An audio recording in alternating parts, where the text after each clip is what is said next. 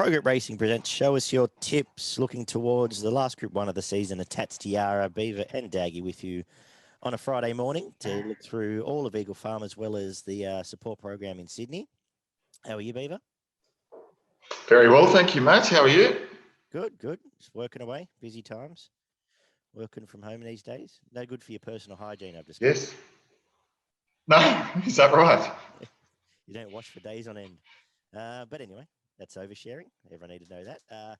Big day of racing tomorrow. We had the quiet midweek, but we actually found a few that got out to reasonable prices at Canterbury. 8 diamonds end up getting out to about, you could have got $3 and won pretty easily. And a couple of the maidens we sort of suggested, but hopefully everyone followed me and didn't touch Cranbourne with a 10-foot pole. You have much of a play during the week? No, I didn't, mate. Just had a bit of a look, but kept the money in the kick. It was a little bit low on confidence with some of the horses running around. So just took it easy and on to bigger and better things hopefully on Saturday. Yeah, so we'll head to Eagle Farm first, where the track's currently good. There's some rain, a little bit of rain coming tomorrow. Might get to the soft range, but have you treated it? We've seen at Eagle Farm, we saw the inside chop right out last time there. I'm sort of thinking the same thing, that maybe up and off. The last setup like this was, they were sort of winning in a 2-3 meters off the rail line. So I guess that 8 meter outward, but if they do get to the clean ground right down the outside, like your Brooklyn Hustles, maybe that's a play later in the day. Any thoughts on how the track might play yourself? Yeah, I think you've probably summed it up quite well there. I think you'll even find that the front runners get off the fence and try and look for a slightly bit of better ground off the fence. But yeah, I do expect them to probably be coming a bit more down the centre of the track, if not wider later in the day. Yeah. So Nash is staying home. He was one of the COVID hotspots. The rest of the Sydney jockeys are all in town, I believe. So I haven't seen any other riding alterations. So we'll get into it. With a listed race, 2-year-old listed race over the 1,830 meters. We probably don't need to spend too much time on this one, do we? No, we don't need to spend too much time on this one.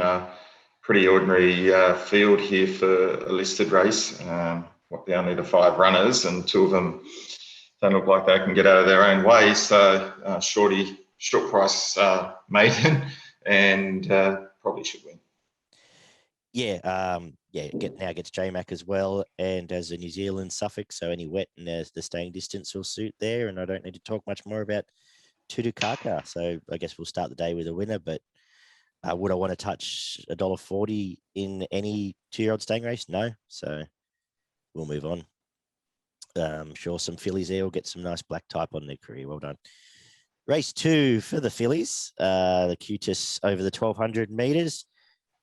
Well, nearly impossible race here. A couple of scratchings that have stayed in Sydney. Did you have any thoughts on this? Yeah, I thought again the favourite looked, the even money favourite here probably looked hardest to beat. Chris Lees has a way of improving these horses. First up, it's third up tomorrow, so we'll be peak fitness for this. First run back was in town in Sydney, then took it up to Sunshine Coast where it won really well. It was a nice run. So stepping through nicely, and probably gets everything in its favour here to be hardest to beat. Yeah, I think so as well. Craig Williams flying at the moment, so we don't need to spend too much time there either. I'm with you. The 3-year-old boys over the 1,200 meters is race number 3. A little bit of a wider market here. I end up defaulting, I guess, to the favourite as the obvious still, though. Couple of nice wins, Bolton at the Gold Coast, and this is essentially a midweek Queensland race, so I didn't have much more thoughts beyond that. $10 chance here I liked, which would be... It's been scratched, actually. Never mind. Yep. On top here. What about you? Yeah, I kind of went the same way as you. The favourite here looks super hard to beat. It was impressive first up. Probably get pushes forward again here. There's only 2 other really main dangers in the market, and the rest are pretty wide. Mass Destruction looks like a horse that doesn't like to win and runs minor placings, probably just the same here. And Garapolo, yeah, probably just would need to improve a bit to get over the top of the favourite here. So unfortunately, I think the first three favourites look super hard to beat. Yeah, yep. Race 4 is a listed 2,137 metre race for the girls, where I think the favourite's hard to beat as well. Polly Gray's absolutely thrown in here, 57, a set weight penalty, so 57 on a 56 minimum. These are all complete walkers. Polly Gray, I know it didn't really impress in that stronger race last time, but it has 100 yards on the rest of this field. Tommy Berrion, any wetsuits, 2,000 suits. The only concern is it's been up for since 2020. But if it turns up with 4 legs, I think it wins, and I think the $2.90 it was last night is a good price. What do you make of this race? Yeah, I like what you've got to say there, and I think you've hit the nail on the head here. The only downside to Polly Gray is that it has been up for a fair while and sort of raced all around the place.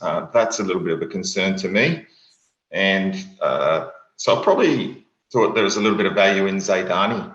Just thought it was a little bit fresher on the scene, and I think its form's reasonably good to challenge in a race like this at reasonable odds. It won well last start at Gold Coast, showed a nice turn of foot, was odds on, but won like an odds on pop. Was never in danger, and then ran some nice races at Morfettville behind In Good Health, which is not a bad form line for this. And at Flemington was third behind some nice horses in Good and Proper and Ocean Mist. So it comes to this with winnable form. No, fair enough. Nice find there. That's around the $5.50 mark for Zaydani.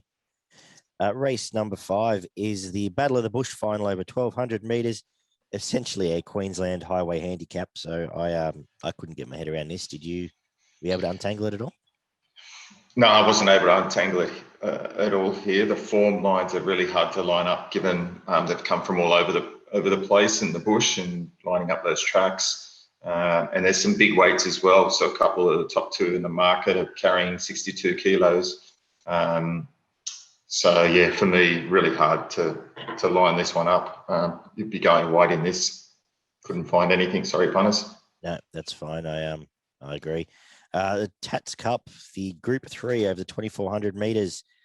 Again, incentivise $1.40 against some hard heads here. Hard heads that haven't done a lot for quite a while. Is this the obvious here, and would you take anywhere near that price? Oh, I think it's definitely the obvious here. This horse is flying at the moment. No horse is getting near it, and I don't see why anything will get near it here.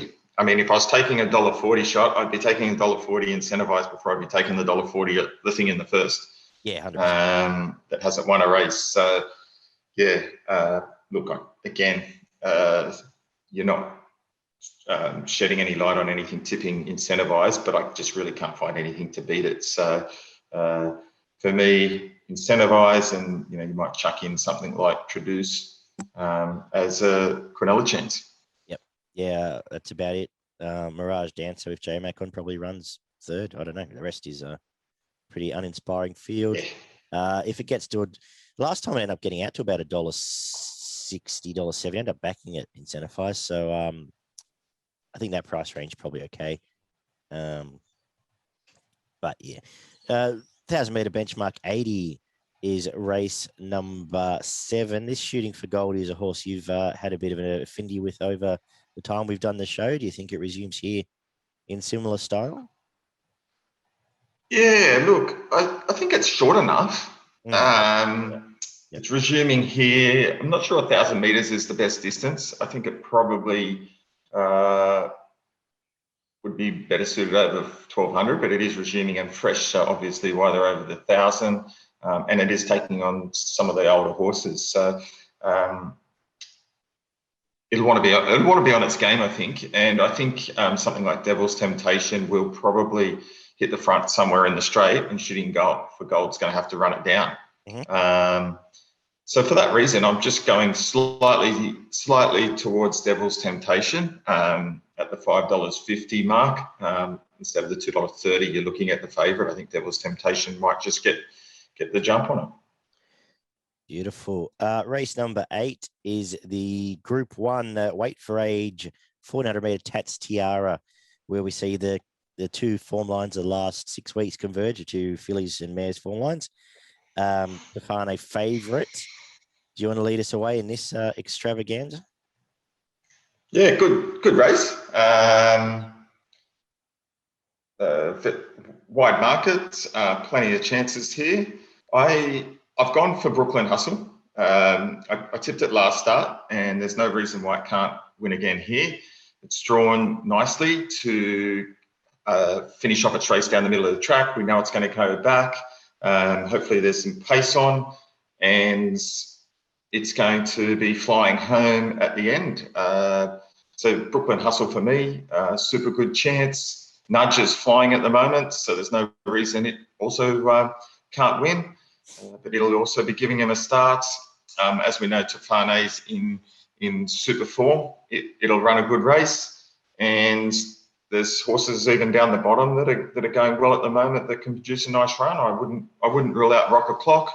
Thought it's not without a chance as well. And Charlize at 40-1, flying at the moment. It's in career best form and can run a nice race. So wide chances here, but narrowed it down sort of to those 5. I like how I like the as I do in these bigger fields, you've found the wider barrier chances that probably in the right part of the track by this stage. Tefane, Brooklyn Hustle, if it runs, it's only going to run another 100 meters, and it was pretty strong through the line. So yeah, definitely agree with what you said there. I thought Odium was good last time, sitting wide the whole way, fought him off and just got nabbed by Brooklyn in the clean part of the track late. The forgotten horse here is $10, and I'll be backing it. Is Savatiano. Isn't this the best horse in the race? It was lame last time. Went back and trialed back to its normal standard, bolted in a trial in Sydney. He's gone back up there. I don't think James Cummings would send it back up if he wasn't happy. A little bit of the cut out of the ground's fine. Gate 16 wanting to be on pace may be a concern, but I think this is close to the best horse in the race. It's $10. You can argue maybe, Brooklyn Hustle and Tefane are as well, but for me, I end up putting it on top from the two you mentioned, Tefane and Brooklyn. That's a fair call, and I did have a look at Sabatiano and assess that as well at the $9 mark. I was just concerned by the barrier. Yeah, No, fair enough. And with Josh Parr, I suggest it's probably going to try and go forward, so we'll need a bit of luck. That was the other sort of X. Tremendous race. So, race 9 is the Healy Stakes over 1,200 meters to wrap us up, where I like the return of away game last time. I thought it was brave on pace, fought over and off, and just got nailed by horses in the best part of the track late. Around the $5 mark, I thought is the way for me to finish the day. Is Baller still here? Did that come out? Let me just look. No, Baller's out. Yeah, the top 2 have come out, hadn't they? Usmanov's still there. So yeah, I thought away game on top for me, and I think Exhilarates is still going pretty well. Back in grade from last time, will run well at $10 again. How do you line them all up? Yeah, look, away game was brave last start. I like the way that Usmanov is going at the moment. I've been really impressed by its last 2 starts. I had a bit of a question mark prior to last start, but it won well, and it's just flying at the moment. I don't think it's been extended in its last two wins, and it's beat some reasonably decent horses. So it does have to give away game 4.5 kilos, which is a bit of a weight advantage there, but it's drawn in the 2, will be up on the pace, and again, probably really give you a really good sight. No, fair enough. You've had a good feel for that horse. I think you were on it last time as well. Let's wrap up. Give for progetracing.com.au, check them out for their free tips and extensive guides. Do you want to do a quaddie? Do that first. We can do a quaddie if you want. Don't know how exciting this is going to be. But, see how you go. It's not going to be overly exciting. You can drive it. First leg, number 4, we'll go 1 out. Yep. In the second leg, we're going to go 4, 5, and 6. I had a few looks at Unguarded. $17. Any thoughts? Happy to leave it out. No, we can throw that in. Yeah, throw it in. We've got some. Try and get a little bit of value into this. Yep. We can get our value in the next. We can go 1, 2, 7, 9, 10, 16, 19. Yep, cool. Couple of question marks. Tina Bay, you reckon that's covered? Don't need to worry about that. Yamakasi at 50s? No. All right, we'll take that on too. And how are we coming home? We're going to go 2, 3, 6, and 15. Oh, yeah, nice. I didn't even realize Bella was down there with Kieran Ma now, is he? Okay, cool. Got to away game and packed up shop when I was doing the form here. Good find there, Beaver. Your best in value at Eagle Farm. Yeah, my best is race 3, number 5, Kingston's here. And my value bet comes up in race 8, number 7, Brooklyn Hustle. Yeah, my best will be Polly Gray for all the reasons I said. I think hopefully $2.70, $2.90 on the day. And my value, I'll make my value Civic Stakes in the same race. But sounds like we might be able to play a first four, similar to we did in that 2-year-old race, where we can maybe throw in the chances we talked about in the Group 1, Tofane, Civic Stakes, Brooklyn Hustle, maybe an Odium, and who else was the fourth one we mentioned there? Odium and Nudge, and get a result there. Let's head to Randwick, where we had a bit of rain overnight. A little bit of stuff tomorrow, I believe. Just bring up my notes. Bit of drizzle. So working around, it's probably going to stay heavy. The worst side of soft anyway. Rail in the 6 meter mark. So I'm thinking sort of up and off the rail, similar to Eagle Farm, actually, sort of 2 meters off the rail, 2-3 meters off best ground. Tricky day. Where we kick off race 1 over the 1,300 meters in a benchmark 72. Tough race. I wasn't overly keen on it, but I thought the top two numbers were probably the way to play. Kobe Rocks is going pretty well at the moment. Is honest enough. Had to go and Google who is it Hovel van der Hoven is, a South African jockey apparently. But 4 winners from his 14 starts in Australia. He looked like he sits on them all right. So might be a setup here for Bjorn.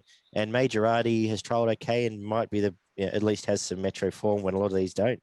How do you approach this first race? Yeah, a bit of the same sort of view as you. I kind of came up with 2 different horses. I thought Resilient Star was an outside chance around the $6 mark, which they're all around that price. Mixes its form, but if it finds its best form, can be in the finish here. And I thought Salik, number 6 from the Wallace stable, is racing quite consistently at the moment, and around the $10 mark can run a nice race. So if I was having a bet, I'd probably play those 2. And if one of those wins, I'll have a nice win. No, that's fine. John Van Overmeer, probably one of the go-to jockeys on the day. Him and Avdallah, I'd say. So Tyler Schiller's going all right. Race 2, the highway. Too good for me. Anything here? Too good for me. I'm hitting the road there. That's fine. We've got another one coming. We've got the Midway coming next week, so that'll be even more exciting. Race number, so 10 races a week in Sydney next week. I think it's all 2 weeks' time. Race 3, 3,200 meter Stayers Cup. Amazing field of top quality stayers have assembled here. My notes on this race read Sweet Thomas and I don't know emoji. So that's about it for me. I have nothing more to add. What an awful race. Sweet Thomas at least we know runs a distance and chased Knight's Order last time. So whatever. Did you have anything to add?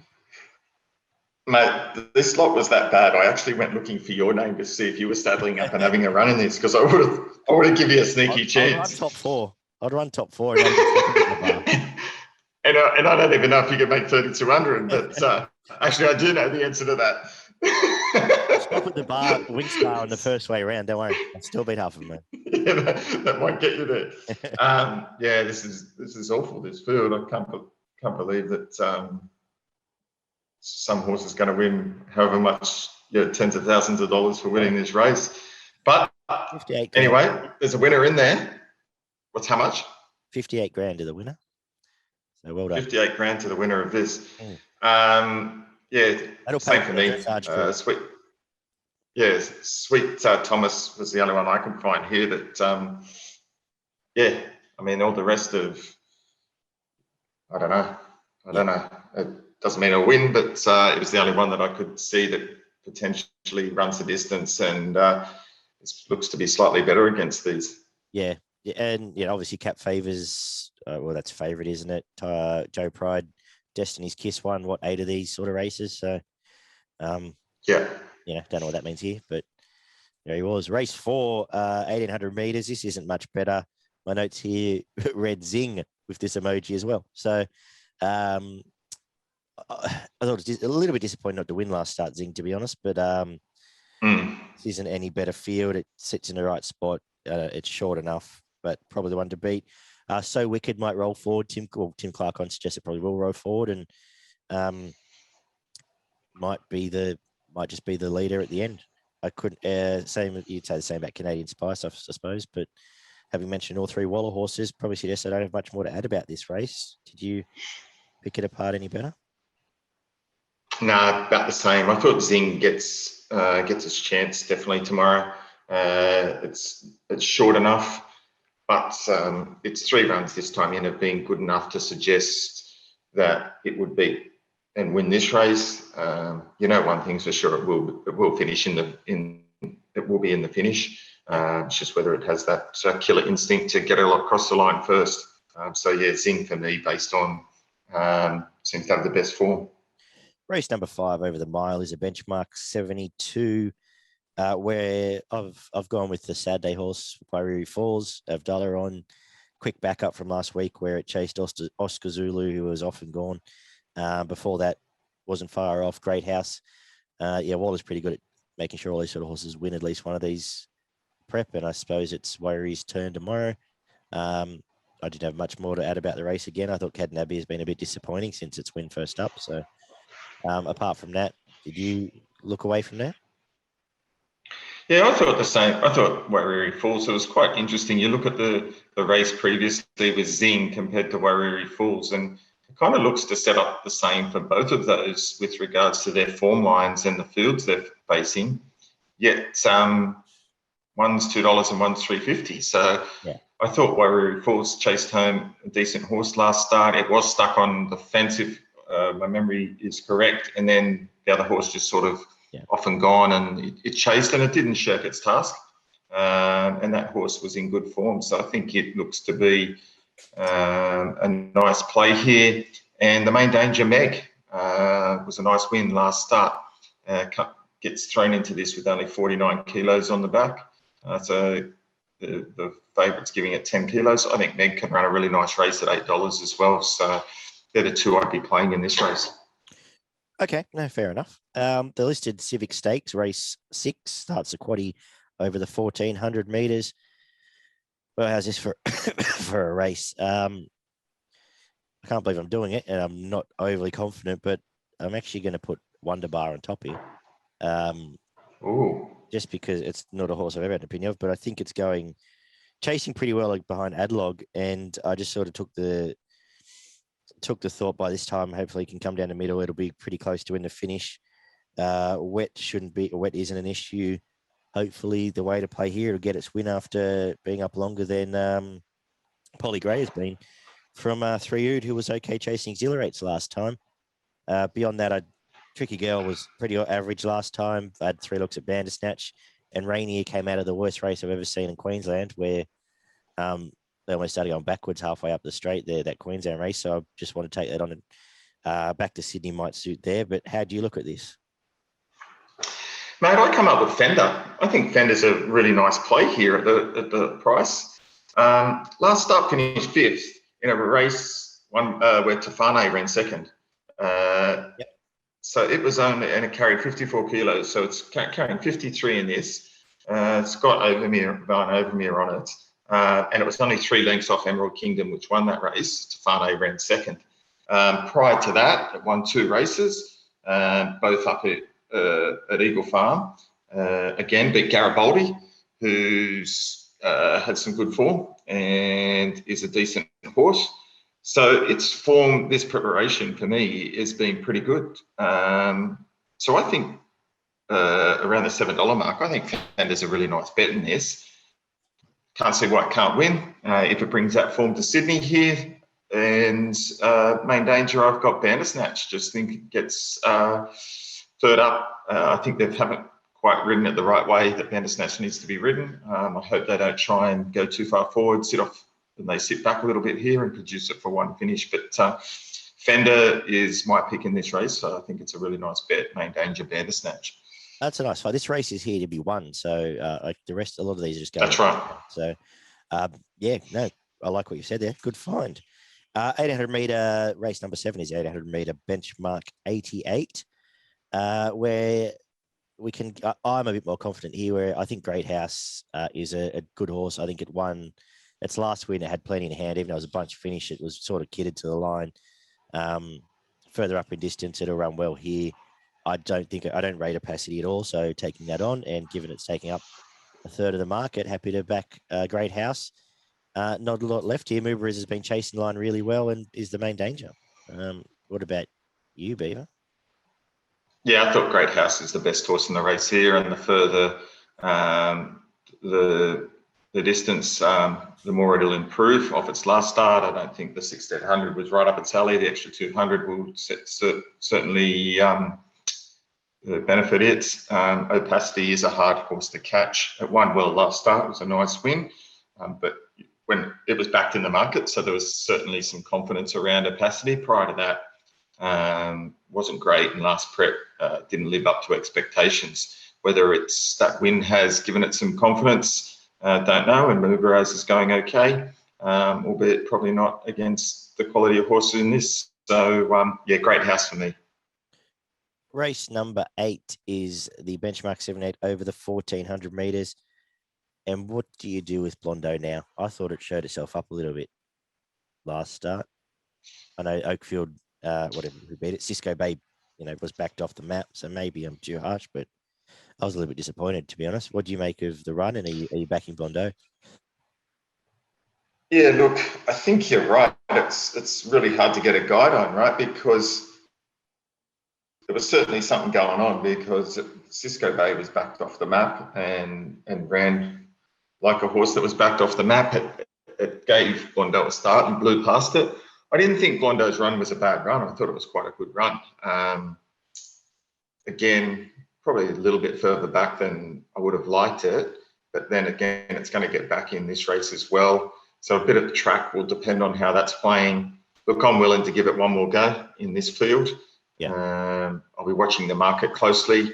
At this stage, $3.80, I think, is a decent bet. There is only 3 horses under double-figure odds, and look to be the main dangers. Sort of, I've got Blondo at the moment, slightly ahead of Ulysses.